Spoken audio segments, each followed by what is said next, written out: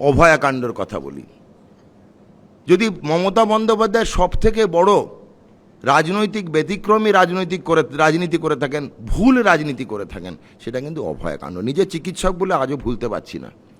অভয়ার বিচার তদন্ত এই পোর্শনটা আমি ছেড়ে দিলাম। আমি খালি এইটুকু মনে রেখেছি, একজন মুখ্যমন্ত্রী, তিনি মহিলা, তিনি অভয়ার ধর্ষণ এবং খুনের পরে কি করলেন।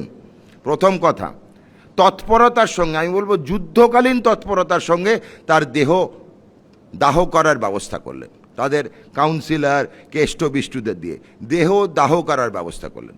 যুদ্ধকালীন তৎপরতার সঙ্গে তথ্য প্রমাণ লোপাট করালেন। যুদ্ধকালীন তৎপরতার সঙ্গে ইন্দিরা মুখোপাধ্যায় নামক একজন আইপিএস অফিসারকে ওখানে বসালেন। কিসের জন্য? না, লাল শার্ট পরা একজন ডাক্তারবাবু, কেউ প্রথমে বোঝেনি, বোঝানো হলো উনি ফিঙ্গারপ্রিন্ট এক্সপার্ট। আমরা কেউ ডেকে আনিনি, সালিশি মানা করাইনি, কেউ বলেনি আপনি বলুন এরা কারা, নিজেরাই বললেন সরকার পক্ষ থেকে লাল শার্ট পরা ভদ্রলোক ফিঙ্গারপ্রিন্ট এক্সপার্ট। পরে দেখা গেল উনি অভিক দে, সন্ত্রাসের নায়ক, অভিক দে থ্রেড কালচারের নায়ক। যুদ্ধকালীন তৎপরতার সঙ্গে পরের দিন সকালবেলায় তাদের অভয়ের বাড়িতে পাঠিয়ে দিল 15 না 10 লাখ মুখ বন্ধ করার টাকা।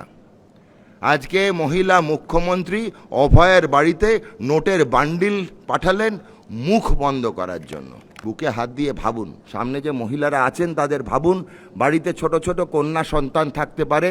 একটা কন্যা সন্তান যখন তার কর্মসংস্থার কর্মক্ষেত্রে গিয়ে পৌঁছে গিয়ে আপনাদের ফোন করে যে মা আমি এসে গেছি, আমি মহিলাদের দিকে তাকিয়েই বলছি মা আমি এসে গেছি, শব্দটার অর্থ আই এম সেফ, আমি সুরক্ষিত।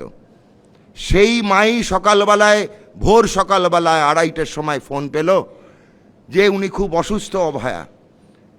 3:40 ফোন গেল, ও আর নেই। 4:40 বলা হলো অসুস্থ, 5:40 বলা হলো খুন, ধর্ষণ।